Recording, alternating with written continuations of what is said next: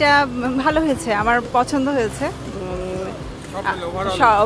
Overall সব কিছুই ভালো লেগেছে, যথেষ্ট দক্ষতার সাথে হচ্ছে। আর আমার কাছে যেটা সবচেয়ে ভালো লেগেছে যে হচ্ছে আমাদের যে যে মুহূর্তগুলো আমরা সব আটকে গেছি, সেই মুহূর্তের গ্রিন আর্কিটেক্টের ইঞ্জিনিয়াররা সবসময় আমাদেরকে সহায়তা করেছে বিভিন্ন ধরনের পরামর্শ দিয়ে। এটা আমাদের অনেক অনেক উপকার হয়েছে, খুব ভালো লেগেছে।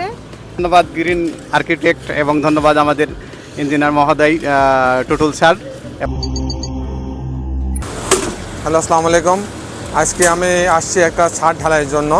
এই ছাদ ঢালাইয়ের সময় কি আমাদের পদক্ষেপগুলো নেওয়া উচিত, ছাদ ঢালাইয়ের সময় আমাদের কি জিনিস লক্ষ্য করা উচিত, কোন জিনিসগুলো পরিহার করা উচিত এবং কোনগুলো খুবই জরুরি, সেগুলো আমি আপনার মাঝে তুলে ধরার চেষ্টা করব।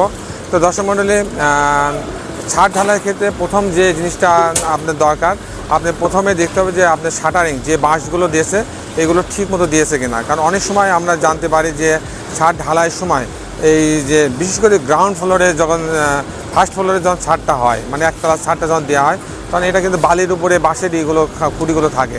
তো যখন অনেক সময় দেখা যাচ্ছে উপর থেকে চাপের কারণে এই খুঁটিগুলো কোনো একটাকে দুইটা যদি দেবে যায়, তাহলে কিন্তু পুরা জিনিস ছাদটা কিন্তু বসে যাওয়ার সম্ভাবনা থাকে।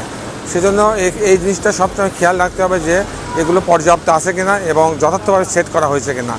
সেকেন্ড, আপনাকে যেটা করতে হবে যে আপনাকে খেয়াল রাখতে হবে যে এরা মিস্ত্রিরা করে যে বাঁশের সঙ্গে কাঠ জোড়ায় দেয়, কাঠ দিয়ে প্রেক মেরে দেয়, প্রেক মেরে ওখানে ওই খুঁটিটা পূরণ করে। এটা করলে হবে কি, এটা করলে কিন্তু শক্তি অনেক কমে যায়, কারণ ওই প্রেকের উপরে শক্তিটা চলে যায়।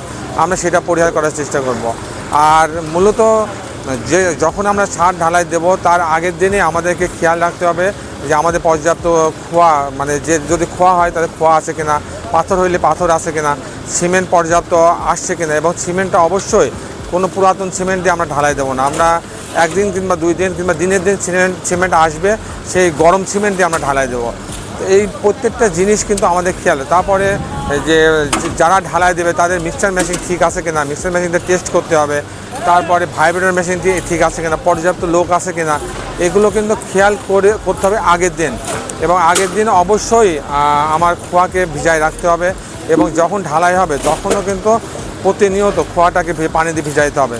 পানি দিয়ে যদি আমরা খোয়া না ভিজাই, তাহলে পরে এই খোয়া যখন মিক্সার মেশিনে যাবে তখন মিক্সার মেশিন থেকে কিন্তু ও সিমেন্টের পানিটাকে খেয়ে নেবে, যার ফলে কনক্রিটের যে স্ট্রেংথ সেটা কিন্তু কমে যাবে।